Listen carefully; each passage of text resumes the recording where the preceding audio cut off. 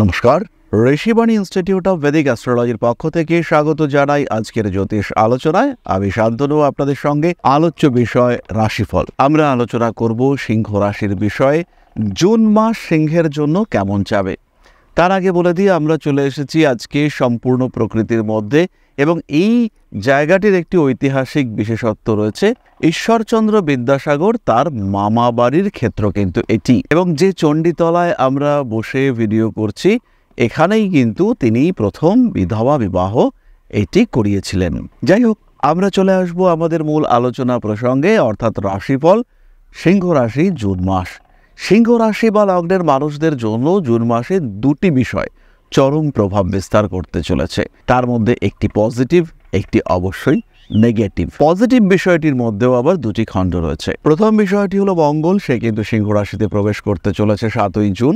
রাজযোগ কারক গ্রহ মঙ্গল সিংহ রাশিতে অবস্থান করবে। সিংহ রাশি বা লগ্নের জাতক বা জাতিকাদের তাদের ভাগ্য পরিবর্তন হবে, এই বিষয়ে কিন্তু আমরা অল্প বিস্তর নিশ্চিন্ত হতে পারি। দ্বিতীয় বিষয়টি হলো একাদশে বৃহস্পতি। এটাও অত্যন্ত পজিটিভ একটা কম্বিনেশন। ইতিমধ্যেই অর্থাৎ মে মাসে দেবগুরু বৃহস্পতি তিনি সিংহের একাদশে মিথুনে প্রবেশ করেছেন। নেগেটিভ বিষয়টি হলো রাহু এবং কেতু। এখন কিন্তু সিংহে কেতুর অবস্থান। সিংহে কেতুর অবস্থান করবার কারণে ডিসিশন নেওয়ার ক্ষেত্রে কিছু সমস্যা সেটা আমাদের ফেস করতে হবে। এছাড়াও সিংহের নবমে অবস্থান করে থাকবে শুক্র। আরেকটি জটিল বিষয় হলো ডাইয়া। সিংহের অষ্টমে কিন্তু শনিদেব অবস্থান করে রয়েছেন। শরীর স্বাস্থ্য নিয়ে দুশ্চিন্তা বাড়তে পারে। সবে ডাইয়া শুরু হয়েছে, মাত্র 2.5 মাস হয়েছে। এই অবস্থায় সিংহকে কিন্তু একটু বেশি সচেতন থাকতে হবে। তাহলে আমরা চলে আসি মূল আলোচনা প্রসঙ্গে। প্রথমেই শরীর স্বাস্থ্য। সিংহ রাশি বা লগ্নের মানুষদের ইমিউনিটি অনেকটাই বেশি। ট্রিটমেন্ট, রোগ প্রতিরোধ ক্ষমতা, নিজেই নিজেকে সুস্থ রাখার প্রচেষ্টা, এগুলো বাড়তে দেখতে পাওয়া যাবে। সিংহ ভালো থাকবেন, শরীর তার সুস্থ হয়ে উঠবে, নিজের মধ্যে পাওয়ার, এনার্জি এগুলো সিংহ উপলব্ধি করতে পারবেন। সিংহের ব্যক্তিত্ব মোটামুটি বাড়তে চলেছে, কিন্তু একটা সেন্স অফ ডুয়ালিটি কাজ করতে দেখতে পাওয়া যাবে। সিংহ ডিসিশন নিতে গিয়ে কিন্তু দ্বিধাগ্রস্ত হয়ে পড়বেন। কি হচ্ছে, কেন হচ্ছে, কি করা উচিত, কোনটা করলে বেটার হতে পারে, এরকম বিভিন্ন ধরনের চিন্তা, সংশয় সিংহের মধ্যে কাজ করতে দেখতে পাওয়া যাবে। উচ্চশিক্ষার যোগাযোগ রয়েছে, পড়াশোনার ক্ষেত্রে উন্নতি করবেন সিংহ রাশি বা লগ্নের মানুষরা, এবং বিশেষ করে যে সমস্ত শিশুরা মাধ্যমিক, উচ্চ মাধ্যমিক বা এই স্ট্যান্ডার্ডের পরীক্ষা দিয়েছে তাদের ক্ষেত্রে উন্নতির সম্ভাবনা কিন্তু অনেক অনেক বেশি। তাদের ক্ষেত্রে ইমপ্রুভমেন্ট, ডেভেলপমেন্ট দেখতে পাওয়া যাবে। যারা টেকনিক্যাল স্টাডিজের সঙ্গে যুক্ত তারাও কিন্তু ওভারঅল উন্নতি করতে চলেছেন।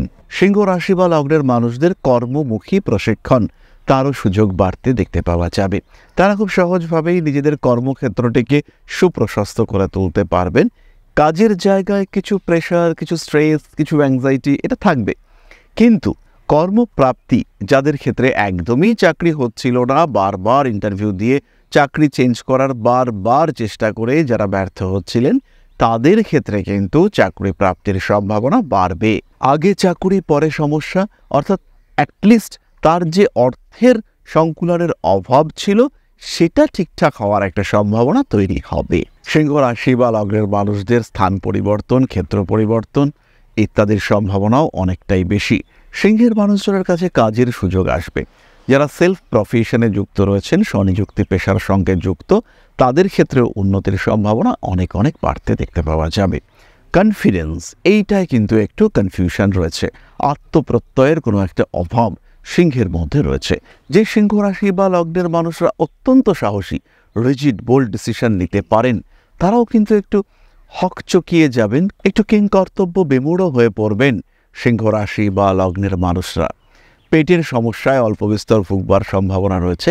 ভুগতে পারেন স্কিন অ্যালার্জি এই ধরনের সমস্যাতেও। ছোটোখাটো গাইনো প্রবলেম মেয়েদের ক্ষেত্রে আসতে পারে। একটু রং ট্রিটমেন্টের সম্ভাবনা বা প্রপার ডিজিজ ডিটেকশন এইটার ক্ষেত্রেও একটা সমস্যা এইটা সৃষ্টি হতে পারে। রিলেশনশিপের ক্ষেত্রে কিছু সমস্যা আসবে, যেহেতু সপ্তমে রাহু, অষ্টমে শনি অবস্থান করে রয়েছেন, এবং সেই অষ্টম ভাবস্থ শনির দৃষ্টি এইটা আপনার দ্বিতীয় ভাবের উপরে পড়ছে। 15ই জুন পর্যন্ত আমরা সূর্যদেবকে দেখতে পাবো আপনার দশম ভাবে। তারপরে সূর্যদেব আপনার একাদশে প্রবেশ করবেন, তখন রাহুর দৃষ্টি কিন্তু তার উপরে পড়বে। এই সময় আপনার কথাবার্তার রুক্ষতা বাড়তে দেখতে পাওয়া যাবে, এবং 15 তারিখের পর থেকে রিলেশনশিপগুলির ক্ষেত্রে একটু জটিলতা আপনার বাক্যের কারণে, আপনার কথার কারণে কিছুটা অশান্তি সৃষ্টির প্রবণতা এটা বাড়তে দেখতে পাওয়া যাবে। নিজের প্রেমিক কিংবা প্রেমিকাকে, স্পেশালি প্রেমিকাকে একটু একথা সে কথা বলে দেওয়ার একটা সম্ভাবনা দেখতে পাওয়া যায়, এবং যদি আপনি সেটা বলে ফেলেন তাহলে কিন্তু অশান্তি বাড়তে দেখতে পাওয়া যাবে। স্বামী স্ত্রী সম্পর্ক ভালো রাখার চেষ্টা করতে হবে। স্বামী কিংবা স্ত্রীর স্বাস্থ্যের দিকে নজর রাখতে হবে। একটু ইগনোর করে ফেলতে পারেন আপনি, কারণ আপনার তো লগ্নে কেতু, এবং তার কারণে সেই মানুষটির মধ্যে একটু অতৃপ্তিজনিত ক্ষোভ সৃষ্টি হতে পারে। কারণ আপনার সপ্তমে রাহু অবস্থান করে রয়েছে। এই সপ্তমে রাহু আপনার পার্টনারের মধ্যে অতৃপ্তি জাগিয়ে তুলতে পারে, এবং যদি সেই অতৃপ্তি জেগে ওঠে তাহলে সেটা কিন্তু মেটানো একটু কঠিন হয়েই পড়তে পারে। চেষ্টা করতে হবে পার্টনারকে কিছুটা হলেও গুরুত্ব দেওয়ার, তার সঙ্গে সম্পর্ক ভালো রাখবার চেষ্টা এটা অবশ্যই আপনাকে করতে হবে। চাকরি প্রাপ্তির সম্ভাবনা অনেকটাই বেশি, বিশেষ করে মাসের প্রথম 15 দিন ইন্টারভিউর ক্ষেত্রে সাকসেস রেট বাড়তে দেখতে পাওয়া যাবে, এবং কনভিন্সিং পাওয়ার, যে কাজটা আপনি করতে চলেছেন আপনি সেই কাজটার জন্য আদর্শ ব্যক্তিত্ব, এই উপলব্ধি যিনি ইন্টারভিউ নিচ্ছেন তাকে করানোর ক্ষমতা সেটা আপনার মধ্যে বাড়তে দেখতে পাওয়া যাবে। ফলে চাকরি আপনি পাবেন। কর্মসূত্রে ভ্রমণ, একটু বিদেশ যাত্রা, দূরদেশ যাত্রা, তার কথাবার্তা এগুলো এগোতে দেখতে পাওয়া যাবে, এবং তার সঙ্গে সঙ্গে আপনি আপনার টার্গেট অ্যাচিভ করেছেন, তার জন্য কিছু বিদেশ যাত্রার সুযোগ সেটাও আপনার জীবনে আসতে পারে। নাম, যশ, প্রভাব ইত্যাদি কর্মক্ষেত্রে বাড়তে দেখতে পাওয়া যাবে। খেয়াল রাখতে হবে ব্যবসার ক্ষেত্রটিতে কিন্তু খুবই সাবধান, এবং যদি ব্যবসার কারণে আপনার ঋণ গ্রহণ প্রয়োজনীয় হয়ে পড়ে, টাকা পয়সার প্রয়োজনীয়তা আপনি উপলব্ধি করেন, সেই ক্ষেত্রে অবশ্যই ভাবনা চিন্তা 10 বার করতে হবে। 10 বারে সলিউশন না হলে 100 বার ভাবতে পারেন, কিন্তু কাজটা করবার আগে ভাবনা চিন্তা করতে হবে। সপ্তমপতি শনিদেব তিনি কিন্তু অষ্টমে রয়েছেন, এবং আপনার সপ্তম অর্থাৎ ব্যবসার ক্ষেত্র, সেখানে রাহু অবস্থান করে রয়েছে। সিদ্ধান্ত নেওয়ার জন্য প্রয়োজনীয় বোল্ডনেস এটারও অভাব আপনার ক্ষেত্রে রয়েছে, কারণ আপনার তো লগ্নে এখন কেতু, তাই ডিসিশন নেওয়ার আগে অনেকবার ভাবতে হবে। পরিবেশ, পরিস্থিতি এবং সবচেয়ে বড় জিনিস যেটা, সেটা হলো নিজের অভিজ্ঞতা এবং ইতিহাস, এই দুটি বিষয়কে গুরুত্ব দিয়ে ভাবতে হবে। যে মানুষটির সঙ্গে পার্টনারশিপ করছেন তার চিন্তাভাবনা কি হতে পারে সেটা আপনাকে ভাবতে হবে। সন্তান প্রাপ্তির সম্ভাবনা সিংহের ক্ষেত্রে বাড়তে দেখতে পাওয়া যাবে। পঞ্চমপতির পঞ্চমে দৃষ্টি, তার সঙ্গে সঙ্গে নবমে শুক্র। ইউনিভার্স চাইছে এবার আপনার কাছে সন্তান আসুক, ইউনিভার্স আপনাকে সন্তান প্রাপ্ত হতে সাহায্য করতে চাইছে। সন্তানের শরীর স্বাস্থ্য নিয়ে অল্প বিস্তর দুশ্চিন্তা বাড়বে, কিন্তু তার পড়াশুনোর কারণে আপনি মনে মনে আনন্দপ্রাপ্ত হবেন। কখনো কখনো গোপন শত্রুতা এটা বাড়তে পারে, তবে তারা কোনোভাবেই আপনার ক্ষতি করতে পারছে না।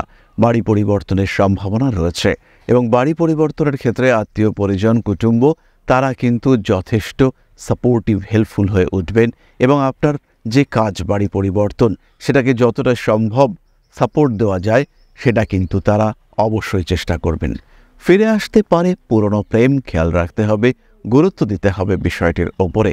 সোশ্যাল মিডিয়ায় জনপ্রিয়তা বাড়তে চলেছে। নবমে শুক্র, সপ্তমে রাহু, জনপ্রিয়তা কে আটকাবে? জ্যোতিষতন্ত্র ইত্যাদি শিক্ষার ক্ষেত্রে সাফল্য বৃদ্ধির সম্ভাবনা।